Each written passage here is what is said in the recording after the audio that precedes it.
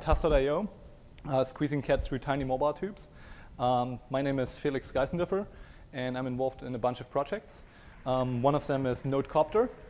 Nodecopter is a 4-day event of programming flying robots with JavaScript. We started this in Berlin last year at JSConfUS, and the people I started with are actually here. There's Torsten, Robin, and Tim.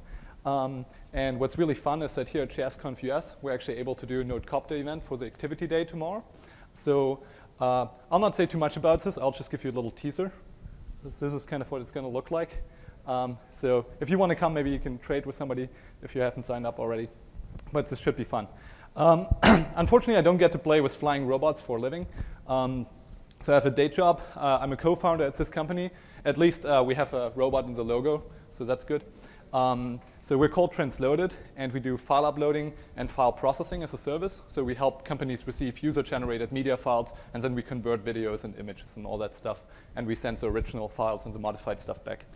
I've also been involved with the Node.js project. I was one of the first contributors to Node.js and did a lot of the early contributions.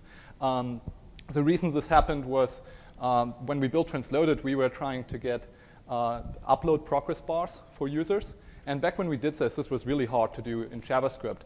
Basically, the only option you had was to constantly ask your web server, hey, I'm uploading this file right now. How much data have you received so far? And so you keep polling the web server. And in order to actually be able to poll the web server like this, the web server kind of needs to be aware of that you're going to poll him and that it keeps track of the uploads as streams. And this was really hard with the web servers that were out there back then, most notably maybe Apache. And we saw Node.js, and Node.js was really great because suddenly we could do this really easily on the application level. We would just use the normal Node HTTP stuff and would be able to stream and upload in and then kind of keep track of the state for the clients asking about the upload progress. So that was fun, but we were using Node way too early, so I ended up spending more time contributing to Node and fixing bugs and doing stuff than working on the startup. But it was fun. These days, I don't do much of the Node core anymore, but I maintain the modules. I maintain the MySQL module, which is a pure JavaScript implementation of the MySQL protocol. And I do Formidable, which is a module for parsing multi-part form data. And I'm going to talk about this in a bit. A little bit blasphemy. I'm kind of moving away from Node.js these days to Go. I'll not say too much about Go, but it's a really beautiful language. So if you want to hear more about it, find me later, and I'll talk your ear off. Yeah, check it out. I haven't contributed yet, but I plan to. I kind of went to bed very late last night, so chances are I'm going to say stupid stuff and incorrect stuff. When this happens, just let me know so I can kind of clarify afterwards or something. So let's get started. Let's talk about file uploads. And let's kind of put things into perspective about how we get file uploads on the internet and what kind of the history there is. So this trip starts in 1971. In 1971 was great because we get this thing called FTP. You have to appreciate how long of a time this was ago. So RFC 114 was published in 1971. This was 3 years before TCP/IP. We had FTP. Which I thought was insane and must have taken a lot of foresight. I actually don't know what the networking stacks were at that time.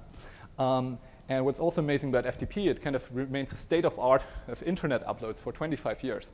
So if you wanted to bring files to the internet, you'd usually use FTP.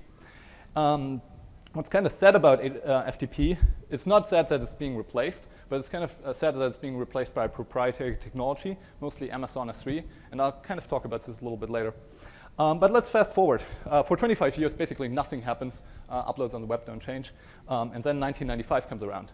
And 1995 was a cool year. A bunch of things happened. PHP happened, for the better or worse. Internet Explorer happened, for the better or worse. JavaScript happened, for the better or worse. Hopefully the better. HTML 2.0 was released. This was the first time HTML was standardized, and it gave browsers a way to implement it in a more compatible fashion than before. And just a day after this, there was a new RFC coming out which described how to do file uploads through HTML. This was later on merged into the HTML specification and was part of HTML3 and is now still part of HTML5. And this was RFC 1867, form-based file upload in HTML. You may be familiar with other works of the author of this. This was done by Larry Marcinter. And one notable RFC he has also worked on is RFC 2324. Does anybody know what this is? This is a hypertext coffee pot control protocol. So if you've ever received a 418 I'm a teapot status code from a web server, that's this evil genius at work. It's Larry. Anyway, I admire this RFC because it made something that is kind of complex underneath incredibly easy. And I kind of want to show you how easy. You've all done this before, but I kind of want to go through the drill a little bit. So let's do programming. All right. So let's say we want to do a file upload, and we want to do it like we would do it in 1995. So we're doing this form.html thing, and we're going to do this form. And it's going to get, is the font size OK for everybody? OK, cool. We're going to give it an action. Let's say we're going to slash. Oh, action is post. No. Too late last night. Method is post, and the action is slash. And one of the things the RFC defined was an encoding type. Before we had, and it's called multipart form data, like this. Before we had multipart form data, the only way to get forms submitted on the web was by URL encoding them. And doing this with files is technically possible, but the escaping mechanism would blow up the payload quite a bit. So you would have a 2 or 3x increase in payload size because you have all these escape sequences going on. And so they had to come up with a new format to kind of put files into. And this was multipart form data. Another thing that they did is they extended the input element, and they created this input type called file. And we're going to put this, give this a name. I'm going to say my upload. Now we need a little submit button. This was actually part of HTML before. Submit value, and then slash form. OK, so this should give us a file uploader. OK, so you've seen this before. This is basically the file selection element, notoriously difficult to style with CSS, but it works. And what you can do is you can choose a file, and we can select this tiny image here and hit submit, and nothing happens. Why does nothing happen? Because we haven't written a backend for it. So it's 1995. We don't have a lot of options for backend technology. So let's use my 1995 technology. Let's use PHP. Let's go and do PHP. And what this looks like is this, print R files. And I'll show you first how it works, and I'll talk a little bit about it. What we can do now. Oh, there's one mistake. Form.php. All right. Now we need a web server. And these days, luckily, PHP does ship with one. And we can do form.php. And we can select a file and hit submit. And what this is basically doing is we just implemented file uploading. It's the full thing, front end and back end. We were just hitting the submit button. The payload got encoding in multipart form data. PHP automatically picked up on that, decoded the payload, and gave us a reference to the file on disk as a temporary file. There's a lot of problems with this. But what I think is amazing is that this, to me, is the appropriate amount of complexity file uploading should have on the web. And anything that's going to get more complex is kind of bullshit, and we've gotten a lot worse with this over time. And I'll talk about this. So this is really cool in terms of complexity. What's not so cool is that features were missing. So what's most notable about this is that this wasn't really scriptable via JavaScript. So we most notably had no way to get upload progress events. So the user would upload a file, and we would get no feedback on what's going on.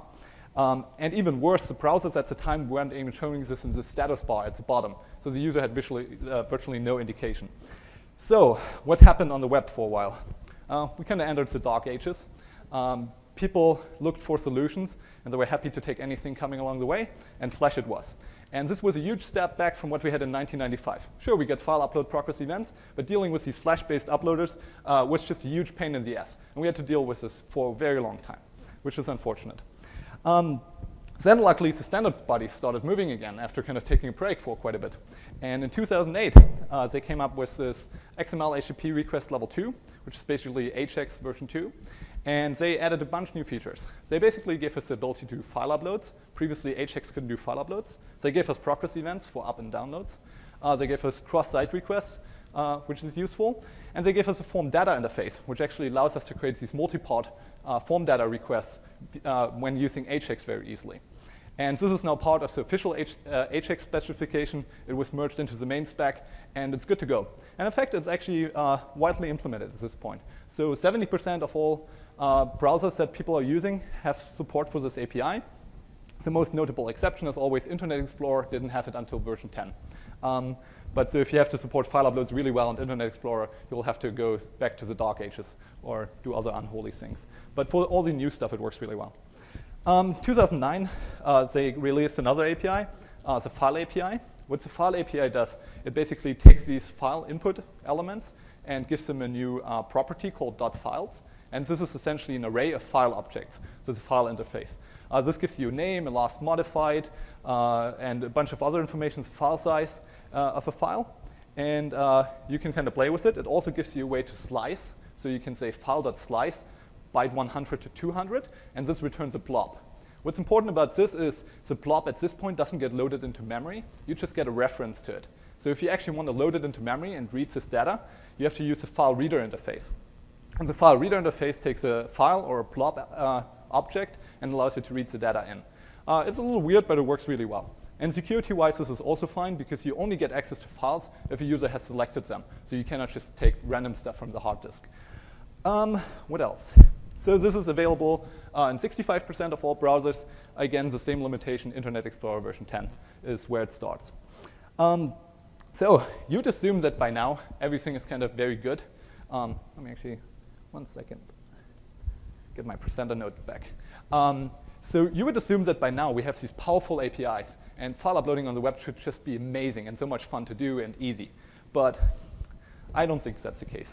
I think we made a huge amount of backwards progress in terms of simplicity. In 1995, we had an appropriate amount of simplicity, but we don't have this anymore. Even worse, we don't even have the features wildly implemented. We could do these things, but we don't have them. So let's take one example that I find very important. And this is the example of resumability. Right now, a lot of file uploaders on the web lack resumability. And by resumability, I mean you get to 99% of an upload, something happens, and basically the app asks you, hey, there was an error, can you upload this again? And this is if you're lucky. If you're unlucky, the progress bar just stops and doesn't tell you anything. And this is kind of unacceptable.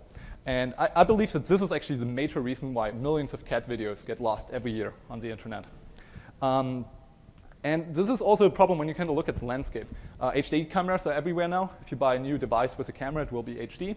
And you get these huge file sizes. So a 45-second video clip on an iPhone 5 is 100 megabytes. That's a lot of data. And unfortunately, our uplinks are hardly keeping up with this. I mean, they're async, so the download is usually faster than the upload.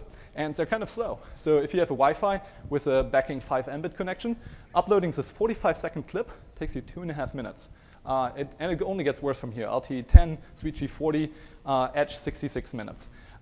This is terrible when you consider that we're living in a world where we can measure how 100 milliseconds make a difference in user behavior and revenue. So you're looking at minutes here. You don't want to fuck this up. Because if you fuck this up, people will not come back to your site.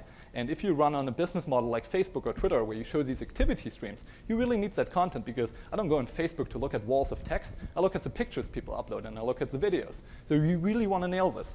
So how come this not be a solved problem? And how could we even do this? So let's say we want to solve this. Let's say we want to do this. How can we resume an HTTP upload? Well, whenever you have an HTTP connection, you kind of consult the ancient scripture. And by that I mean RC 2616 HTTP 1.1. Actually, HTTP is a lot like ancient scripture and the Bible. So people basically think they understand everything and it explains the whole world, but they're really there to just pick and choose parts that they like and probably even get those wrong. So HTTP doesn't say anything about uploads, but it says something about that's kind of similar, range requests. What range requests do is they allow you to retrieve a partial file from a web server. So you can send a header called range, and you can say, I want the, first 100 bytes of a file. And if a web server understands this, it will reply with a content range header that kind of acknowledges that it's now transmitting a part of this file. So this is good, and it looks kind of like it would be useful for uploads. So companies have started to use these headers for uploads, most notably YouTube. They have an API for resumable uploads, and it's based on the Google Gears protocol. And they do a bunch of terrible things. They invent a new status code, 308, resume incomplete. This is in violation of upcoming specifications. I guess if you Google, you can invent status codes and not bother to register them, but I think this will get them in trouble, and it's also an interoperability problem with a lot of libraries and server-side stuff. They use, as I said, the content range and range headers, and the unfortunate part about this is they're also in violation of upcoming specification. So they're working on the HTTP specification again, the HTTP BIS working group, and one of the things they defined is that put requests, which YouTube is using, must explicitly not use these headers when they talk to a server. So it works, but you really shouldn't do it according to the specification. And they also use put to query. I would use get or head for this to get the upload status. It's kind of a weird API. But the last thing is kind of most important. They actually have a similar protocol internally that they use for Google Drive. It's also a public API. And it actually looks a lot like the YouTube protocol, but it's slightly incompatible. And what this says to me is that even Google cannot figure out how to make this work with HTTP. They can make it work, but they cannot figure out how to do it really well. It's not solved. So assuming that it's not really solved in HTTP, what else is kind of around in terms of prior art? There's Amazon S3, which is big if you're dealing with files on the web right now. They have a thing called multipart API, which is the most terrible name ever because it has nothing to do with multipart form data, which is what prod uploads to the web, but whatever. What it allows you to do is to send files in chunks. So you define a chunk size of, let's say, a few megabytes, and then you cut the file at these chunk intervals, and you make individual requests uploading these chunks of the file. And the protocol is not entirely unreasonable. I mean, their APIs are a little weird, but it's doable. One thing that really sucks about it is it has a 5 megabyte minimum chunk size. So if there's a network error, you have to kind of go back 5 megabytes in the worst case. And if you're on a mobile connection that really has a lot of network errors, it is very slow. This may mean that you never make progress. You just keep repeating the same chunk over and over again. So it's not really ideal. Maybe they can fix it, maybe not. The biggest problem I see with Amazon S3 is that it's proprietary. And this wouldn't be a problem by itself, but Amazon S3 has kind of become such a force that open source storage solutions have adopted the APIs just to be able to be compatible with the existing ecosystem of client libraries. And this is really, really bad, because we used to have an open standard and protocol for this. This was FTP. Unfortunately, FTP is not web technology, so nobody's using FTP anymore. But now that Amazon S3 is kind of dominating the way that we exchange files with web servers, people implement their stuff. Now what happens if they want to make changes to the protocol? They cannot make any changes that are incompatible, because then they lose the reason why they chose to go down this route to begin with. And what essentially happens is they have to go to Amazon. And I think Amazon has literally zero interest to work on open standards and to work with the community and to work with anybody unless you pay them a lot of money, which is a reasonable approach to business, but it's not really a good approach to have an open web. So Amazon S3, even if the API or protocol for resumable uploads was great, should never be under consideration. What should you use if you actually want to solve this problem today and you just want to solve it with JavaScript? I think this library is great. It's called Resumable.js. It's actually based on multipart form data. Files are split into fixed size chunks similar to the S3 protocol. You can choose your own chunk size. This is probably the best open source solution that's out there right now. It works really well. And they kind of define a protocol, so you don't have to kind of go through the steps and figure out how to do it over HTTP like you would do with other JavaScript-based uploaders. Unfortunately, this is not defined as a standard. This is not a problem if all you care about is solving this problem for your little web app and doing it only in JavaScript. But it creates a situation where we have these 1,000 one-week projects of solutions that barely work and just keep repeating this stuff over and over again. And it just cannot compete with the power we would have and the simplicity we would have if this was a standard. So what could happen? First of all, what's the vision? The vision is adding resumable file uploads should take 5 minutes instead of 5 hours. I think that should be the basic goal. Like the 1995 level of complexity and demo I was showing, we should be able to do this live right now without using a huge amount of external libraries.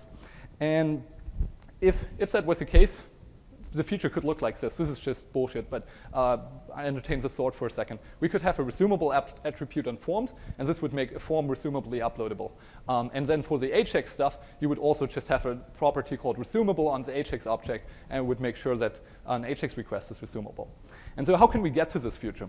Well, unfortunately, nobody's working on this problem right now. Nobody's working on anything for resumable uploads.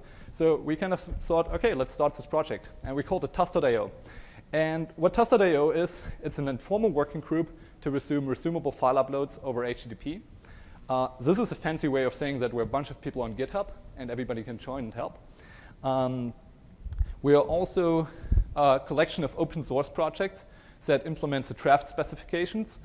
We do this for HTML, iOS, and Android, as well as server-side platforms like Node.js, Go, Ruby, Python, PHP, etc. And the reason we do this at this early point is to just see if what we are defining makes sense, if it's portable, and if the end result is something that's nice and that we would want to use. The goal for this is to publish this as an Internet Engineering Task Force standard, as an RFC.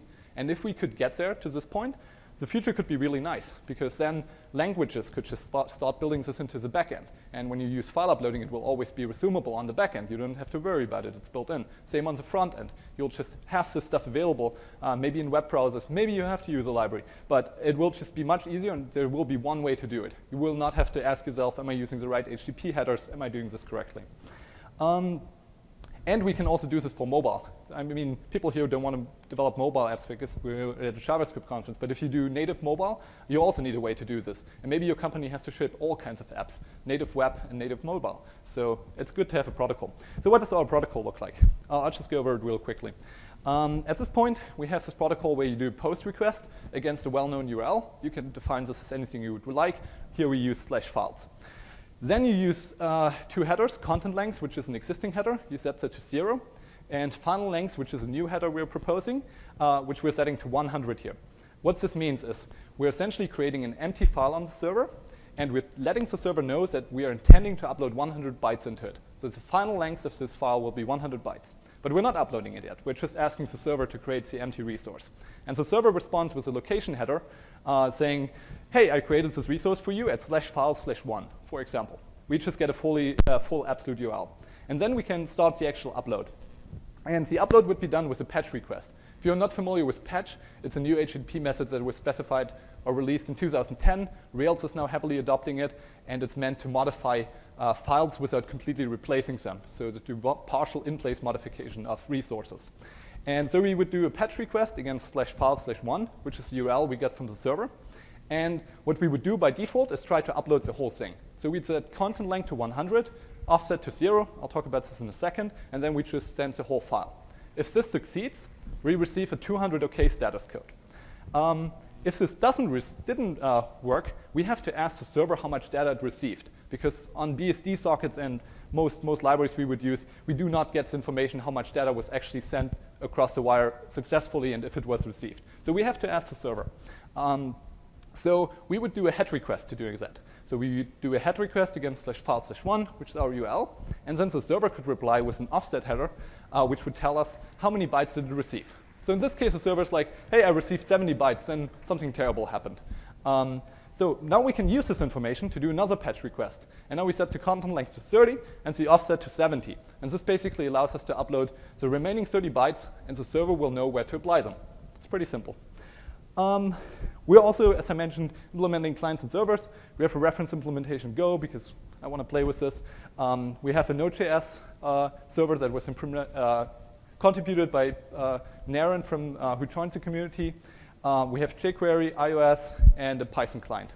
And if you want to play with this and kind of experiment, if you want to do this for Ruby or some other language, go ahead and add it to this page. We're really interested in seeing more stuff. We also have an idea for an alternative protocol. I'll just go over this really briefly. It would also be possible to take a more form-centric approach and deal with the fact that forms consist of multiple fields and kind of broaden the scope of this project a little bit. The benefit of this is that we could be compatible with the alt requests, and we could potentially make it a more seamless upgrade where you don't have to completely change the way you upload stuff. This could end up more complex, but potentially also more powerful. We'll see if we'll go this route. For now, the other thing that I showed you looks like the most promising candidate. Another thing we're really interested in is upload acceleration. We want to explore how we can make file uploads faster. And the idea behind this is that TCP performance over multiple mobile networks is not always ideal. And this really depends on many, many factors. It depends on the congestion window, package loss, link layer, latency, and it's a really complex subject. I mean, you would assume that for example, the TCP protocol takes care of resending lost packages, and you can build a mental model of the network based on this, but it's actually not the full truth. When you go to mobile networks, for example, LTE, it will actually do similar things on a link layer. So LTE will actually resend packages on the link layer, IP packages. So when you're trying to model this on how TCP works, it's just not going to work. What I'm saying is this is very complex, but it's also very likely that TCP doesn't always choose the optimal window size to get optimal throughput. And so there may be benefits to using parallel requests and parallel connections for a single upload.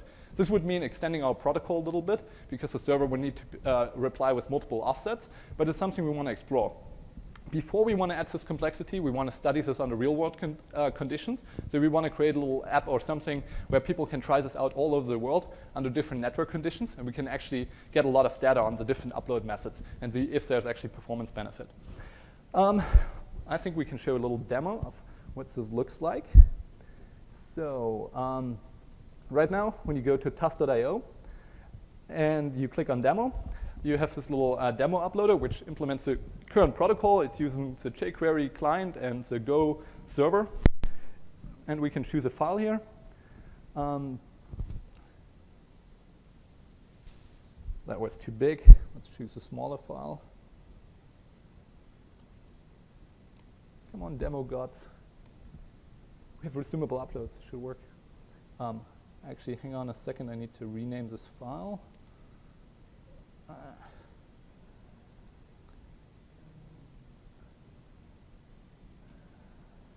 Right.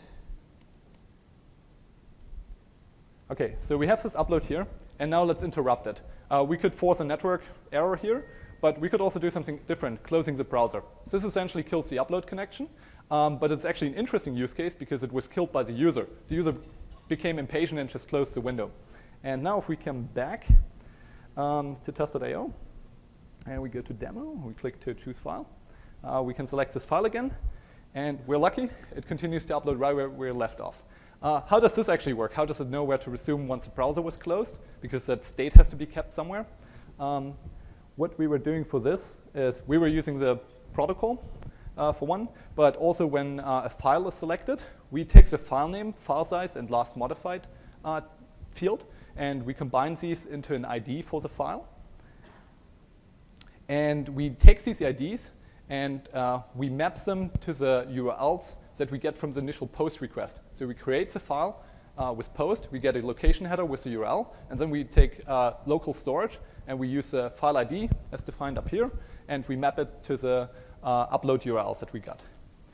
And what this basically allows us, when somebody selects a file again, we'll know that this file was already, the upload already started before, and we know the URL for it. So we can do a HEAD request to inquire how much data is there and where we need to continue.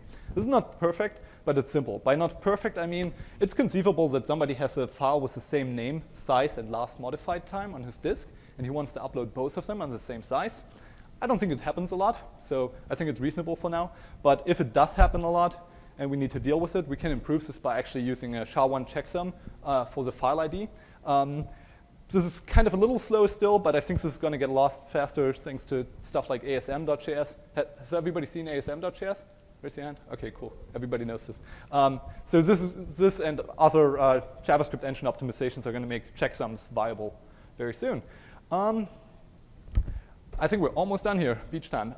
You should join us if you care about resumable uploads and you care about doing it right and not just doing these one-off solutions anymore and kind of makes the web a little bit better. So this is a fun project to help us with.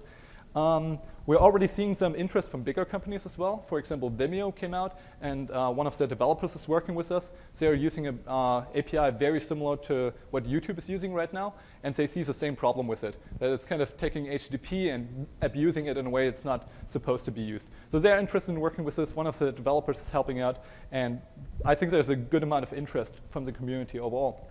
That's it. Questions?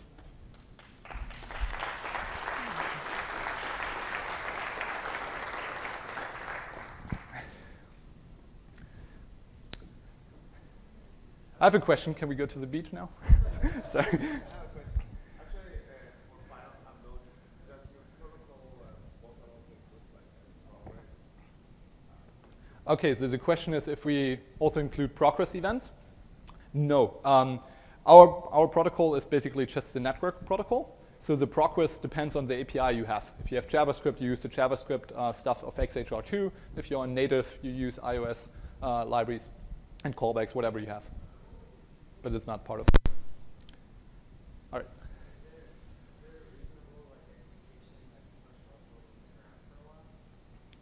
Is there a reasonable expectation that the partial upload will stick around for a while? That's a good question. So one problem is that somebody starts uploading a file, then he closes his browser, and he comes back 2 years later and wants to resume the upload. Do we keep the partial file around for 2 years? I think this goes potentially a little outside of the protocol itself, but I think the protocol will include a section that makes recommendations for how long to keep files around. I don't know if we need a way to negotiate this between client and server, because if the file is not there, it basically gets a 404 when it does the head request, and then it just starts the upload again. So it's not a deal breaker, so the server can decide how long to keep the files.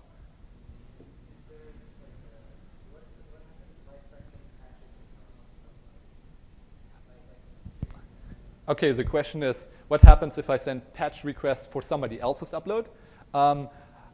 The answer to that is, first, you should use this over HTTPS if you care about security, and then you should use URLs when you do the post request. It's up to you to return a random URL or like hard to guess URL. So just use UUID or something in your returned location, and I think that should cover the problem entirely. All right, let's go to the beach. Thank you.